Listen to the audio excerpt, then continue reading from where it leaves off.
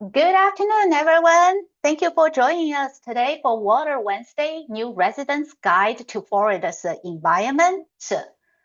So if it's the first time you're joining us for Water Wednesday, just want to give you a quick overview. What is Water Wednesday? So Water Wednesday started in 2020 as a weekly Facebook Live session. So we did like about 10 to 20 minutes Facebook Live covering topics, really a wide range of topics. It could be like how to build your rain barrel to how to prepare your emergency water supplies. We also cover topics like wetland, about aquatic ecosystem. And throughout time, we did some we did a little bit change to Water Wednesday. So in 2023 to 2024, we did in-person hands-on demonstrations in Lake County Discovery Gardens. So really showcase like what we can do in our daily life to help or to protect Florida's water resources. So the webinar series have been going on, but in 2026, we did like revamping or we did something new to Water Wednesday. Now Water Wednesday has a very this year's Water Wednesday has a new focus. So it's helping you Florida residents understand essential environmental topics during their first year in the state. So as you register, you probably already saw all these topics. Just want to show you, we have 10 topics all lined up. Geared towards new Florida residents. Last month, we talked about Florida's weather and the seasons, and today we'll move to Florida's water. Next month, we have topics related to Florida-friendly landscaping, especially it's like how, as a new Florida resident, how you design a yard for Florida's conditions. And then we have topics about for the stormwater systems, hurricane preparedness, and also even how to prepare your house in the condition of humidity, mold, and energy use. Topics like summer lawn and irrigation care, living with Florida wildlife and past. In October, we'll cover for septic and sewer basics and end with Florida's natural resources, how we can enjoy springs, lakes, wetland, and coastal areas responsibly. So you can see it cover like a wide range of topics, but the key here is just as a new resident, what you need to know about Florida's environment. A little bit housekeeping here, just showing you how Water Wednesday works. Already mentioned, it's a monthly webinar. You already saw the schedule there. And it's a research-based information from IFAS extension. And each webinar session, you have the live Q&A with our presenters. And we have interactive quiz during the session. And the recording and the recap blog will post after each webinar. So we'll drop our website, Water Wednesday website, in the chat box where you can, if you missed last month's webinar, so the recap blog is already posted on our website with a summary of the webinar, some Q&A questions, and also link to the recording. So I mentioned we'll have interactive quiz. So just a little bit about how we would like to engage everyone in our webinar, because I know it's here. We cannot really see you. You may have some questions that you want to ask us. So what we have I will say a little bit fun part here is our quiz, but I will mention that in a second. So if you have any questions, please use the Q&A function to submit questions. So once we start the talk, we'll disable the chat box. So the reason we use Q&As, it's just we can keep all the questions in one place so we don't miss any questions. And when there's a quiz, when the quiz is launched, you just respond to the quiz. So the fun part here, If you complete all the quiz questions, and when you exit our webinar, we also have a survey. The survey is really not about like how much you have learned. It's really give us feedback how we can improve this webinar series. So as long as you complete all these like quiz questions and the survey, you'll be entered to win a door prize. I don't have the testing kit with me, but the door prize is a $200 worth at home water testing kit, because that's often the question we got from our webinar participants, or sometimes even workshop participants. It's like, okay, I want to know what's the quality of my drinking water. So we were fortunate enough to have some funding and secure this water testing kit. We'll do the like I mentioned, you complete all these requirements, then we'll do the drawing. Each webinar, we give away one door prize, and we'll contact winner directly and ship the door prize to our participant. So before we get started, just let's do a little bit of like technology check. So see if you can find the chat box and tell us how long you have lived in Florida. Just try to see if we can get us familiarized with this interface.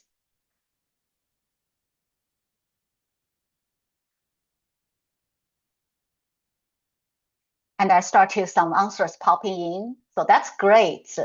So seems like you find the chat box button.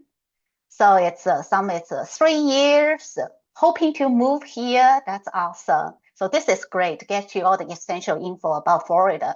Oh, we also have some long-term residents. So it's like over 40 years, and someone it's since 1976. That's great. If you don't mind putting the chat box, let us know how long you've been in Florida. And with that, we'll start today's topic. So today's topic is Florida Water 101, where your water comes from and how to use it wisely. Joining me today is Ondine Wells, the Water Resources Agent in UF IFAS Extension, Marion County, and also Dr. Andrea Albertin. She's my counterpart, Water Resources Regional Specialized Agent in the Northwest Florida. So with that, we will disable the chat box. So please use the Q&A to submit any questions. I'm trying to find the Q&A. You can see it's just 2 chat boxes stacked together. All right. Actually, let me take it back. I forgot I do have a question here. So we'll still use the chat box for this one. The first one is just get everyone started. What questions do you have about water in Florida?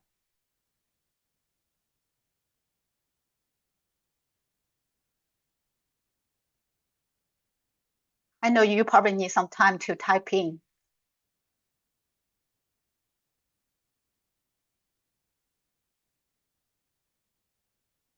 Now I start to wonder if I should use Q&A. But I already said a chat box. Let's just stick with the chat box.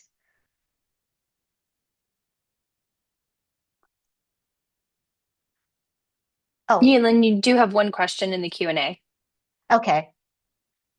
Super. It is in Q&A. So I start to see some questions here. So question is like, are we gonna run out of drinking water? Do you recommend home filtration water systems? How reclaimed water affects plants in the garden? These are great questions. So keep the webinar going. I think it's, I should have used Q&A for this question. Then later we can track it. So I know you are typing. If you are still typing, finish your typing. If you haven't started, please use Q&A just to ask these questions. So what question do you have about Florida's water? So we'll try to address these questions throughout our presentation. And if not, you may hear the answers throughout this whole webinar series, or we'll address it in our recap blog. So with that, I will hand it to Ondine and start with where our water comes from. Great. And Elin, you'll have to scroll to the next slide for me. Thank you. All right. Welcome, everybody. Thank you for joining us. So I'm going to talk a little bit about broadly our water resources in Florida. So in Florida, when we think of water, the first thing that typically comes to mind is our beaches, which we have many, many miles of. But we also have lots of other types of water bodies in Florida. And here are four different things you can see. So on the far left, we have a freshwater spring system. Next, over to the right of that is a man-made stormwater pond, and these are fairly plentiful in some large developments. We have next a sinkhole that sometimes forms in various parts of Florida. At times, these sinkholes can also become ponds or even lakes. And to the far right, we see a flood event, which is a more intermittent but definitely important water event. So we're going to talk about why we have these different features in Florida and how they're formed and impacted. So there are different factors that influence how water flows in Florida. And as we know, Florida is very flat. And so we don't really think of water flowing downhill like we might with a hilly or more mountainous terrain.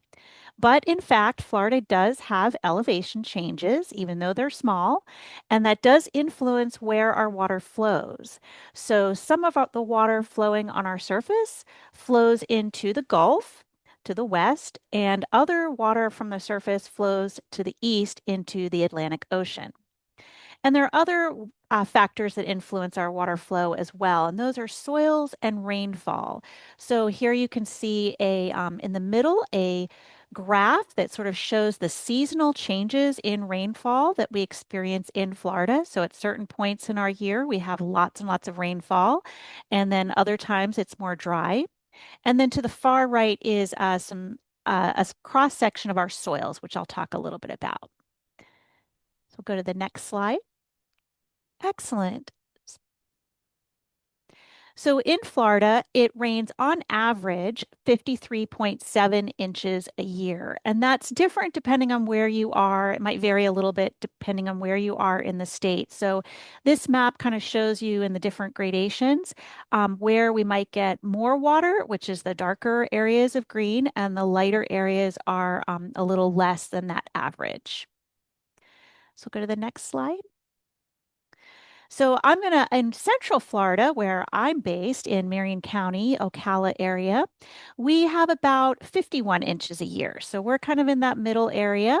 And it's estimated that of that 51 inches a year, about 38 of those inches evaporates or runs off the land into the surface.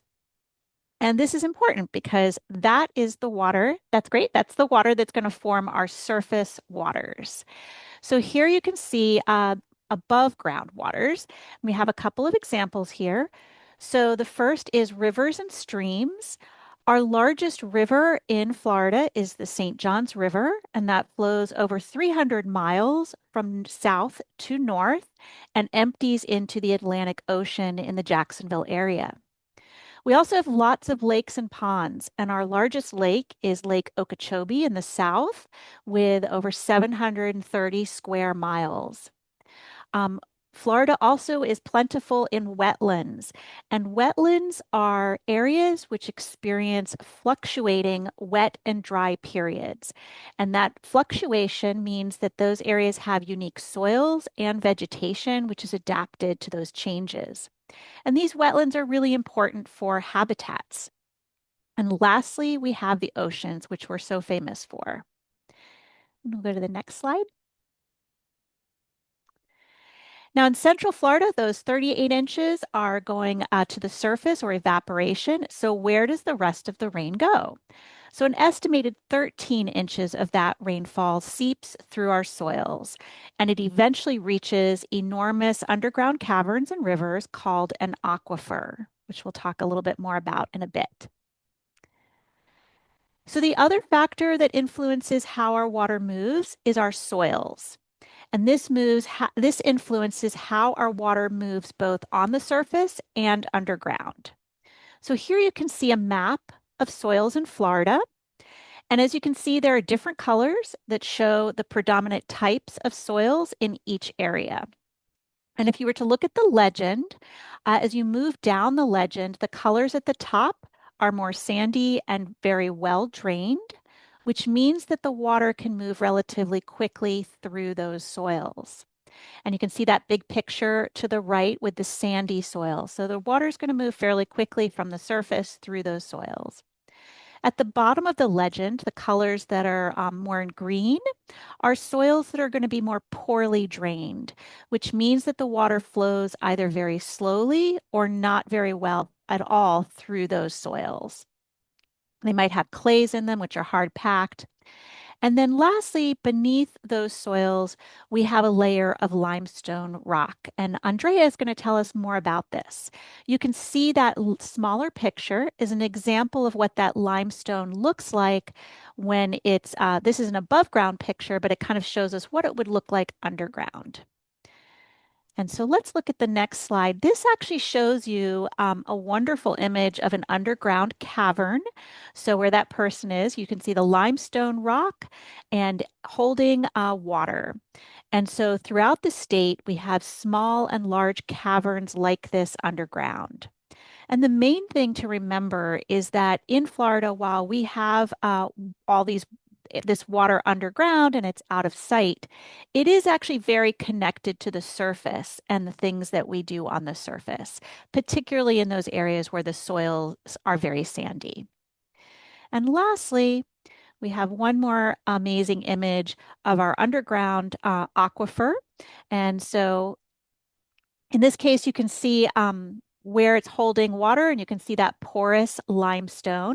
And there's even a person up to the right to give a little bit of scale to it. So most of our water in Florida is actually underground. And this is an incredibly important water source. And I'm going to hand it off to Andrea to tell you more about that. Thanks, Ondine. Hi, everyone. So Ondine mentioned that most of our water is underground, and in Florida, actually, we have one of the most productive aquifer systems in the world. It's the Floridan aquifer system, and it underlies the entire state of Florida. It's actually huge. It's over 100,000 square miles, so covering all of Florida, and it goes into South Carolina to the north and all the way to Alabama to the west. And the Floridan aquifer system is actually a carbonate aquifer system. So it's that porous rock that Ondine showed you before. And it's largely made up of calcium carbonate, limestone, as well as dolomite, which is magnesium and calcium carbonate.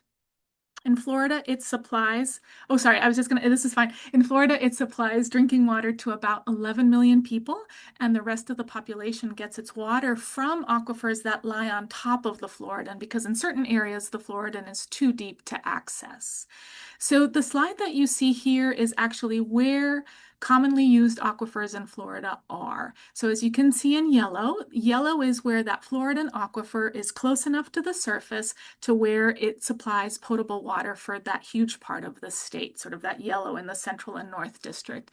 Other areas where the Floridan is too deep, like in the northwest, in the far northwest corner, that green sand and gravel aquifer system, that supplies water to the western panhandle, and that in itself is about 400 feet thick in its thickest portions. Or you can see in South Florida, the blue is the Biscayne aquifer, and that again is because the Floridan is just too deep and it's too salty. That water is brackish.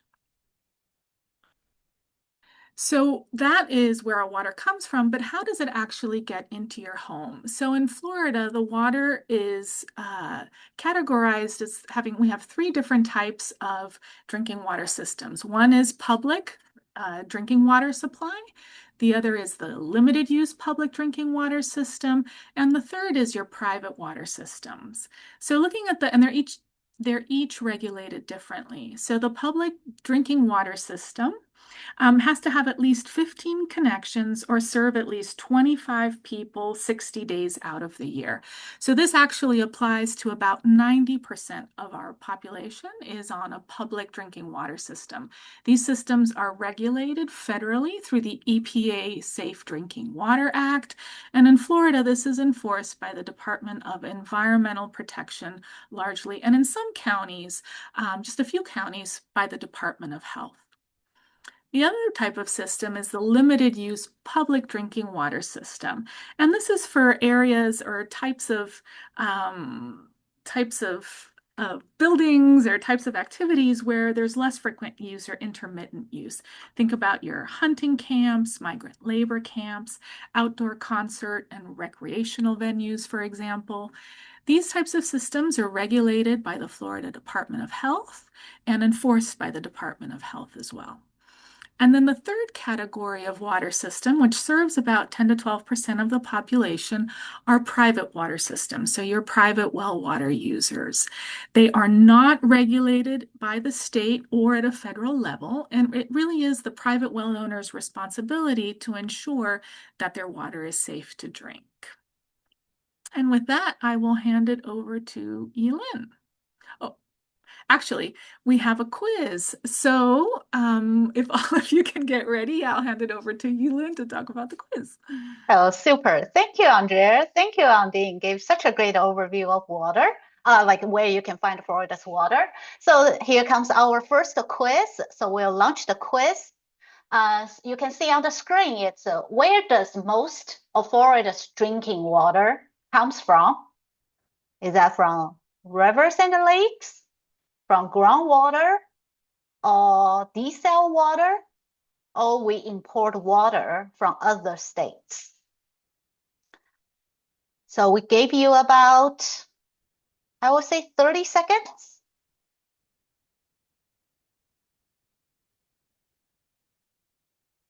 I think we start with an easy one.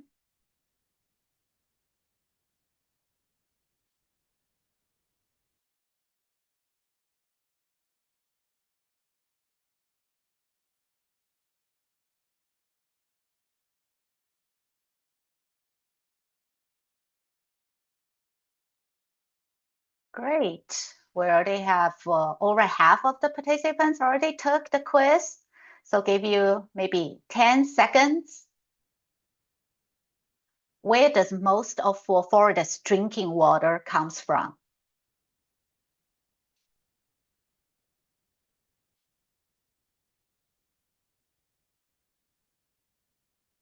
All right, we're going to close the pool.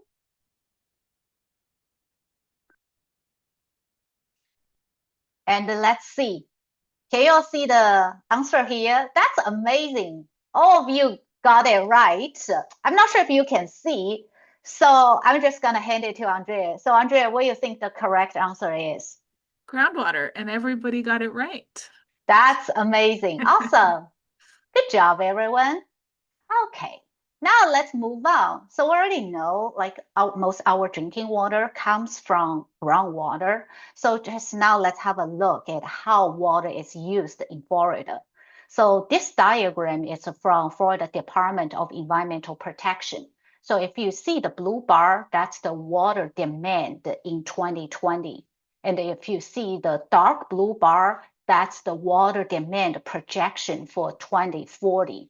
So from this graph, you can see it's in 2020, agricultural water demand and the public water supply demand are among the top, the top one. It's top two. It's not top one. It's the top two. Like most water actually is used for agriculture and public supply.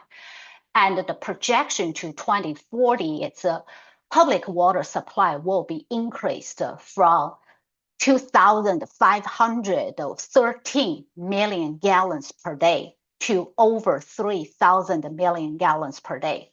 but for agricultural water use, still stay about the same. And the public water supply will become the largest water used category. And followed by domestic water supply, meaning it's these private wells. So I should explain here, public water supply, meaning it's this water supply to houses, to some maybe light commercials. So it's just the utility water use. So primary, it's used by residents. So with this population, with this water demand increase, for some regions, they start to use alternative water supply. So what is alternative water supply? So generally, it's as long as this water source is not typically used in that region, it's considered alternative water supply. So here, just give you some examples. So alternative supply for some regions, it can be surface water supply. So some regions, it may be groundwater and surface water are both primary water supplies. But for some, like especially some inland counties, it's heavily rely on groundwater and use surface water. It becomes, I shouldn't say inland, for some counties. So surface water becomes alternative water supply. But what you can see from here is the highest quantity of alternative water supply. Actually, it's reclaimed water.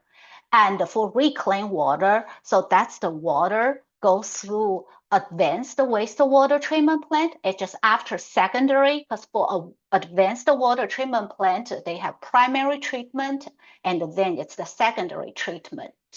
So after secondary treatment, it's still a little bit higher in nutrient.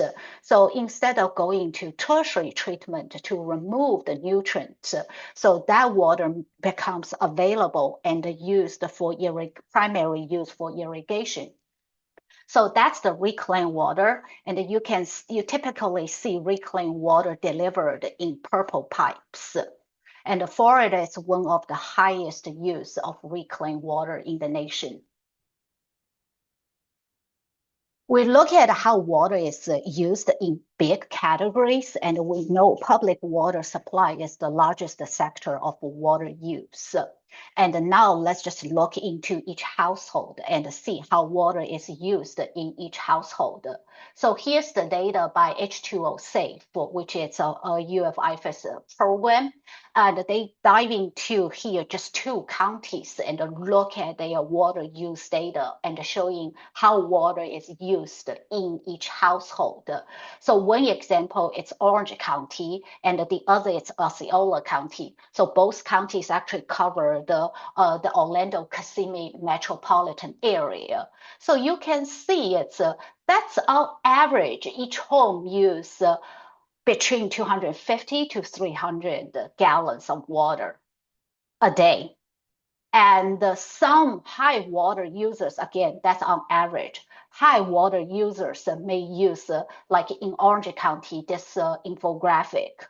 It's 668 gallons of water per day.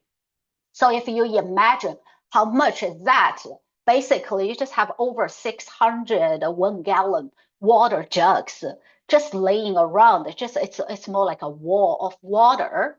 And most water used in the household actually is to irrigate their lawns. So for Orange County here, the numbers show it's the high water users are using 72% of their water to irrigate their lawns. And for the adjacent county, Osceola County, it's high water users use 60% of their water to irrigate their lawns. So from these just example showing you here, it's very typical. It's like in Florida, more than half of the water, household water, actually goes to the lawn, goes to the yard. So with that, we'll launch our second quiz here. What is often the largest water use in many Florida homes? So is that cooking, lawn irrigation, laundry, or showers?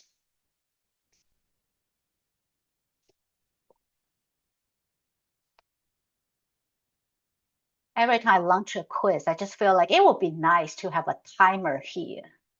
So we just show the timer and the time's up.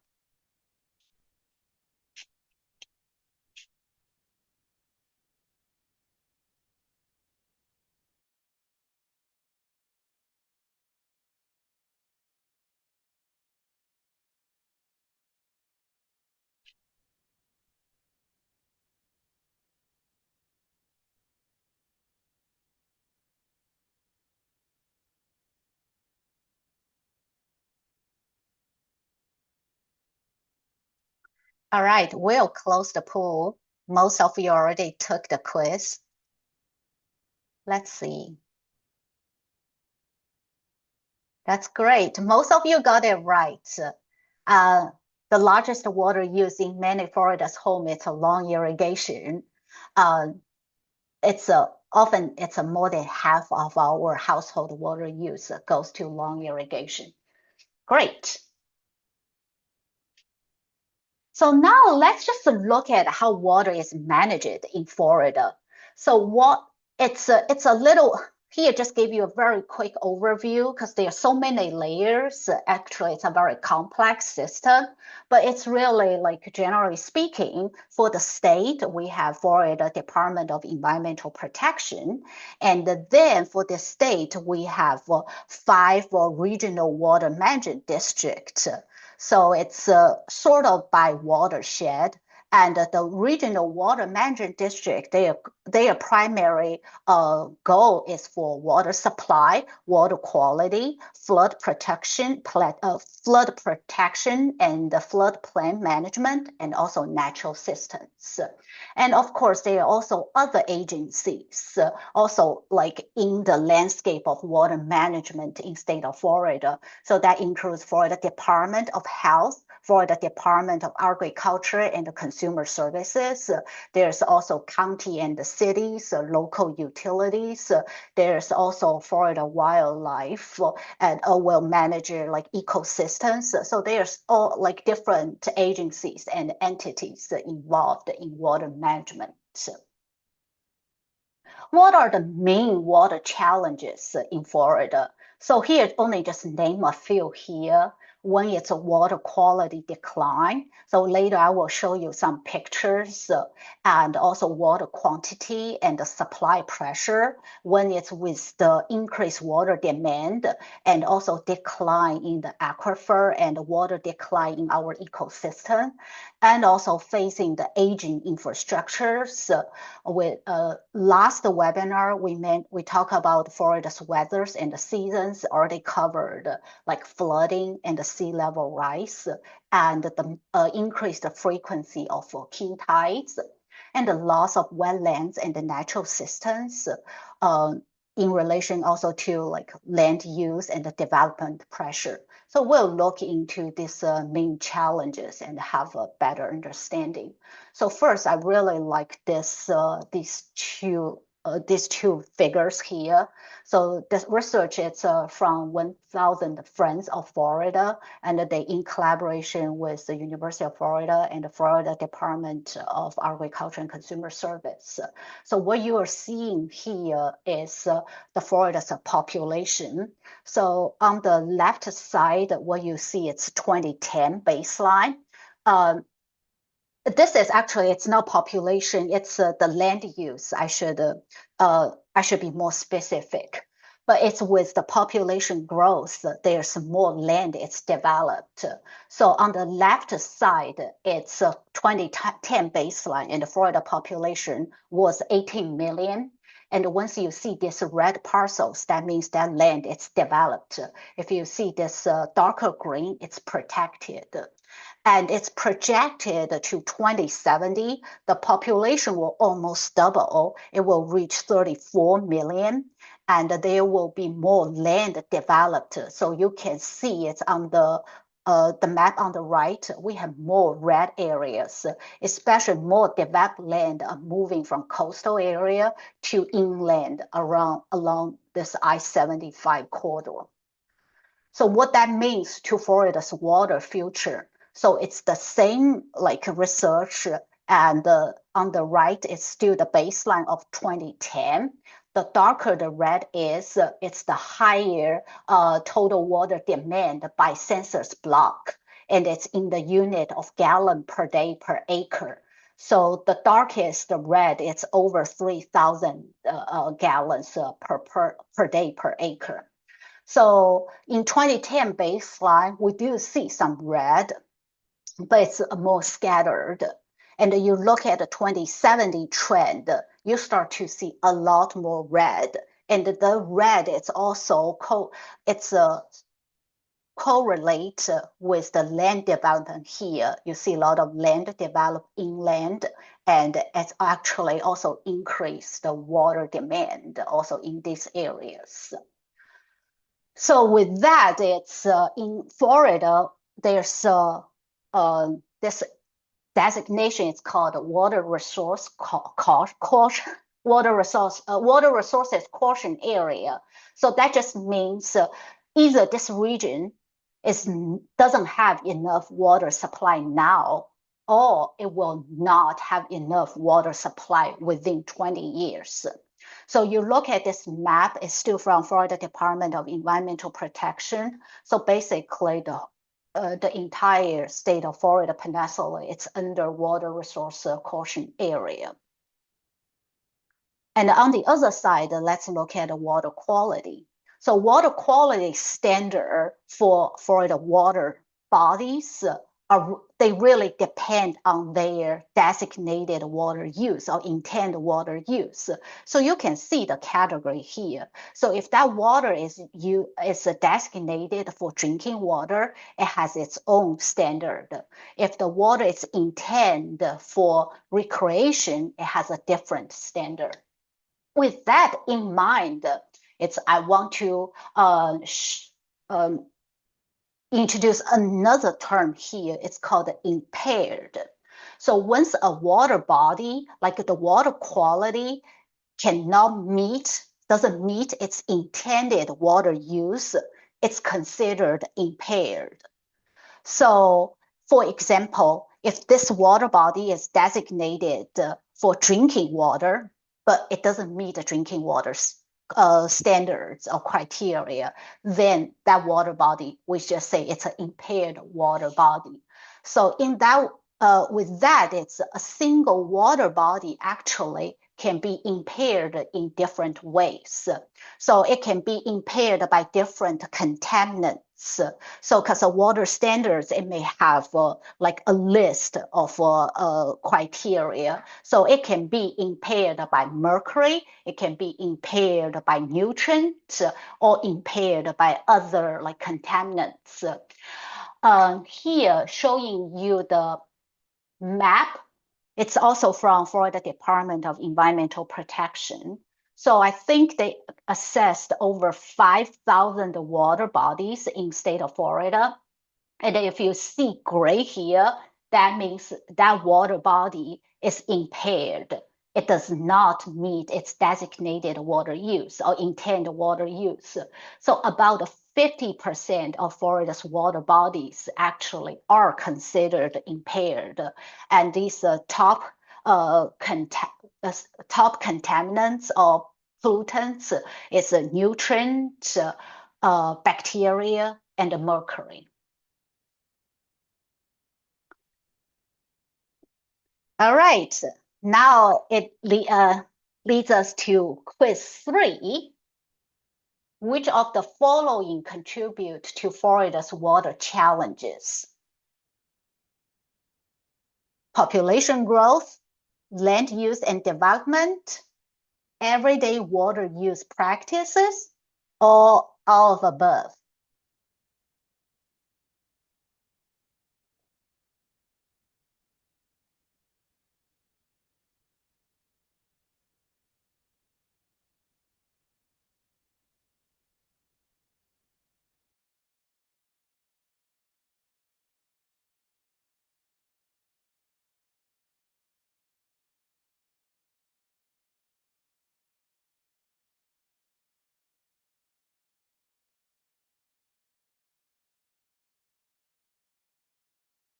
Okay, so we can close the pool as we already have more than half of the participants took this quiz.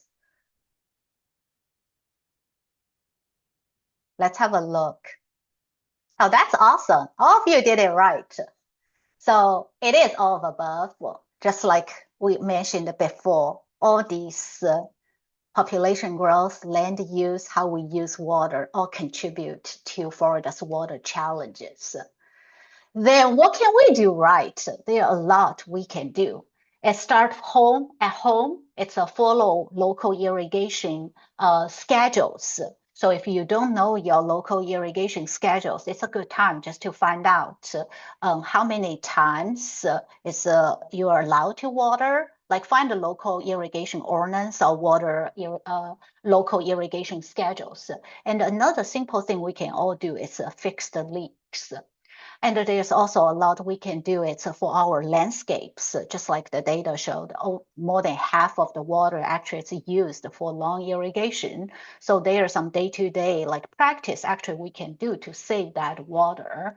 Start from using Florida-friendly landscaping principles, which will be the topic for next month.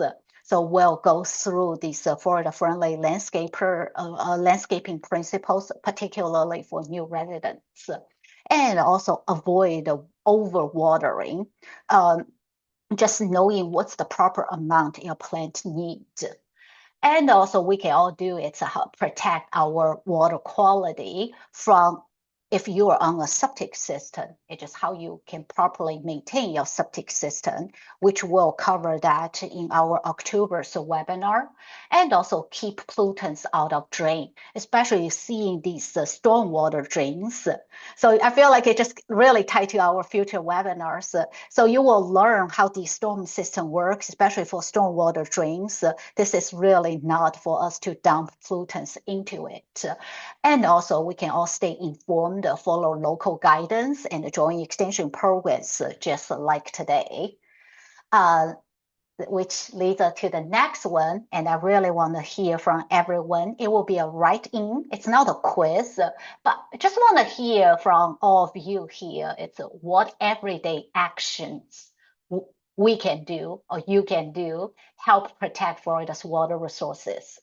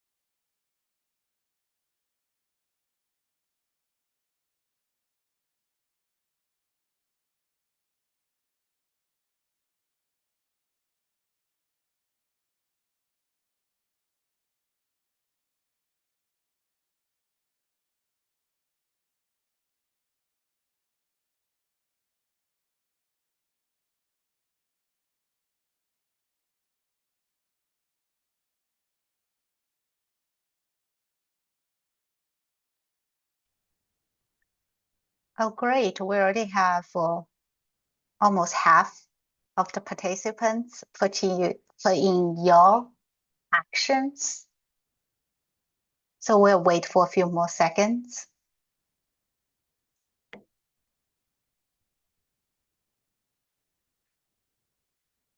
All right, we'll close the polls.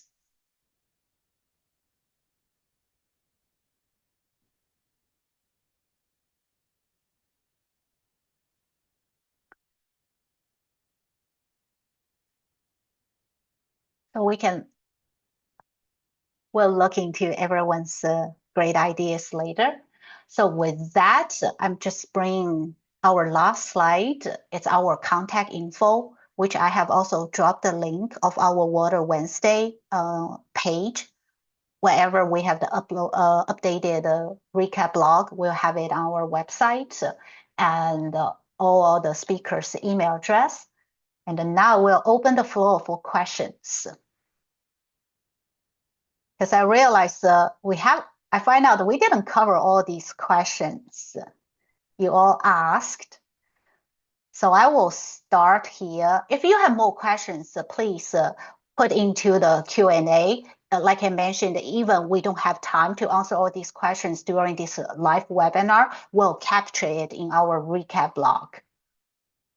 Okay, let me move it. Do you recommend the filtration systems, home water filtration systems? So I think I will just, I will ask Andrea that question.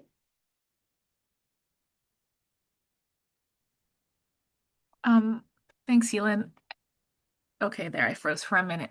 I think it just depends on what you're looking for and what you need. And Yelin, I'd like for you to respond as well, and Ondine as well. Like, for example, most home filtration systems, so the way they work is that they remove things that we consider aesthetic problems in your water, not necessarily health problems. So if you're in an area with hard water, they'll remove calcium, magnesium, things like that, and turn your water soft. So it's really a lot more about what kind of water you prefer and what you prefer in your systems. Most home filtration systems deal with those aesthetic issues. Now, there are also health issues that home filtration systems can cover. And Yelin, this is where I'd like some more support for you.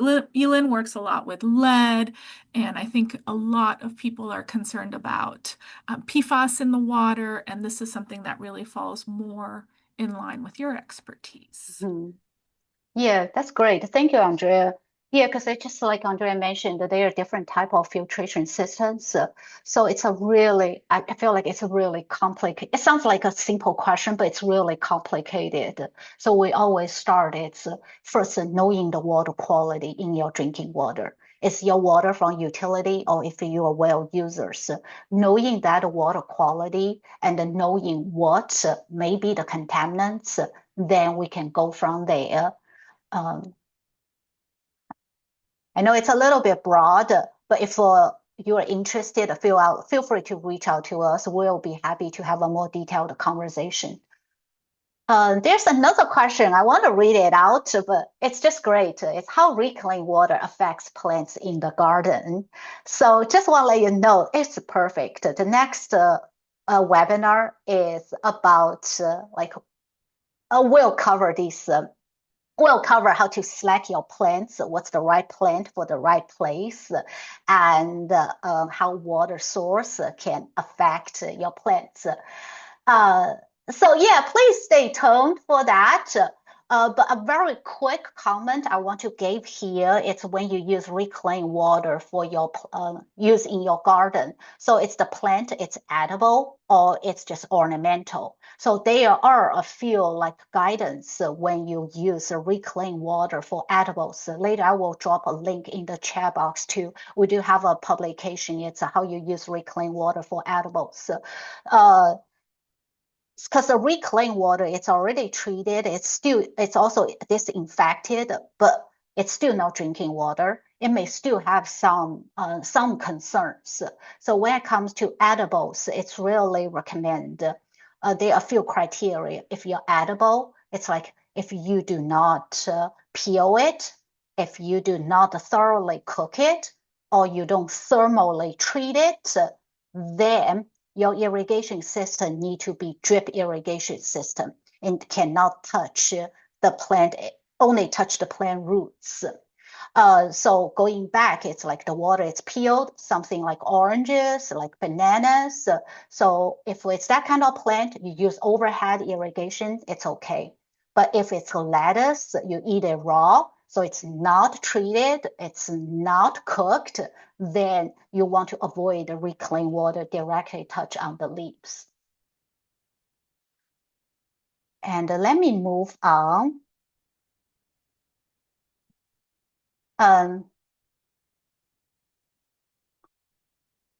Let me see. There's another question. I haven't even moved to the Q&A, but it's still in the chat box. So why is it so hard to use gray water in Florida? So what do you think, Andrea and Ondine? I know Andrea has dealt with some gray water reuse. I was just going to say, what Yulin is referring to is the three of us do septic system talks, and in Florida, that the way that they see that it's just simply how it's regulated. Gray water is regulated through with public health standards. So, for example, we in our septic systems workshops, we often get questions about people that want to separate their gray water. So, for those that don't know, gray water is what comes from your kitchen, from anything that's not doesn't have human waste or fecal waste in it, right? So, black water is your toilet waste, and gray water is everything else from your from your showers, from your laundry, etc.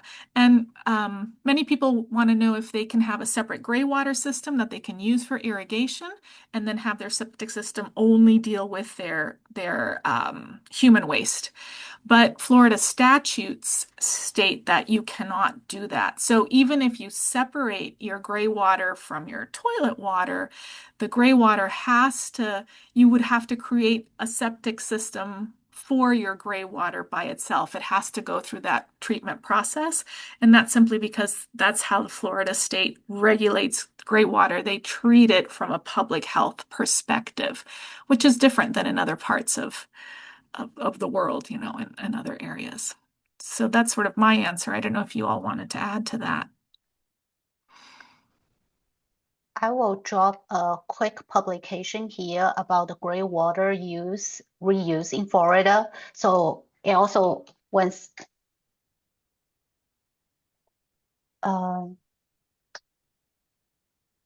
explains what gray water is. So in short, if it's not black water, meaning it's not the water, it's not from your toilet, so it's considered gray water. All right, so the next question here is, why isn't long irrigation more restricted given the water levels and the concerns? I think I will just direct that question to Ondine. I think Ondine's county is undergoing the level 2 water restrictions now.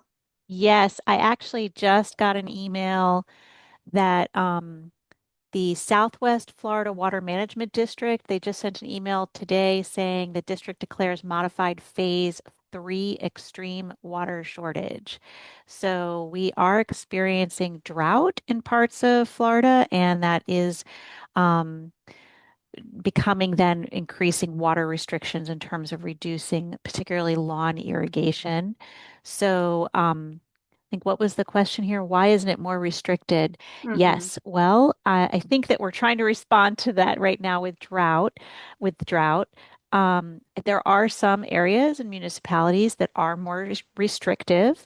So the water management districts do provide guidelines, but some local areas can have even more restrictive guidelines. So I don't know if anybody else wants to add to that. I want to add also to a recent publications is our social scientist, the behavior scientist, Dr. Laura Warner did about the water restrictions since we are on that topic. From her latest research, it showed, yes, Florida has water restrictions like ordinance of maybe different kind. It can be county issued, it may be city, maybe municipality. From her study, it showed only half of them actually they are aware of water restrictions.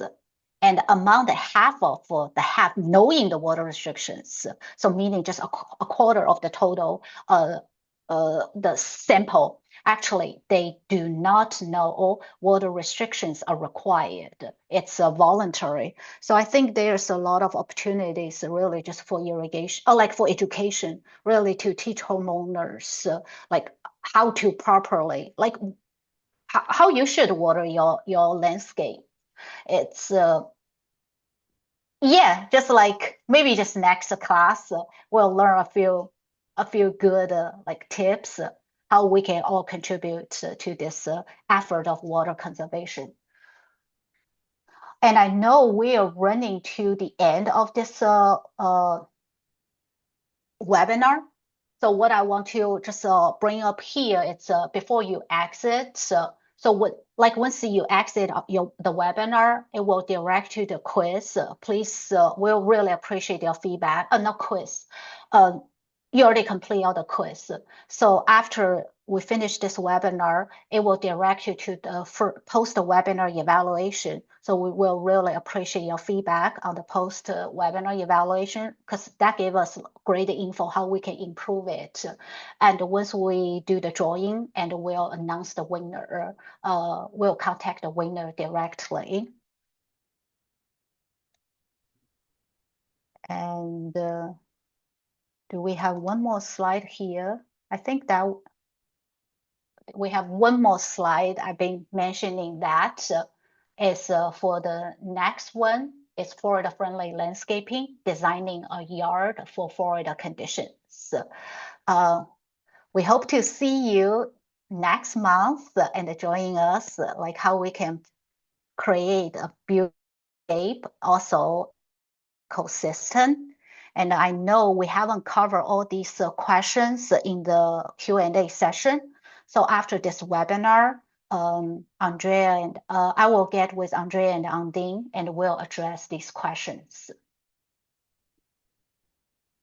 Elin, I was going to say one quick thing, because we'll do it more in depth, but a lot of the questions are about water supply. And Elin mentioned this, but just as a thought as people are leaving the webinar, that your water management districts do projections. They have water supply plans that they update every 5 years, and those they project out to 20 years. And we know that there are water shortages based on the population that was coming in, et cetera. But these water supply plans really put forth steps to take of, hey, how can we meet demand? And it's through conservation, like irrigation efficiency, home efficiency.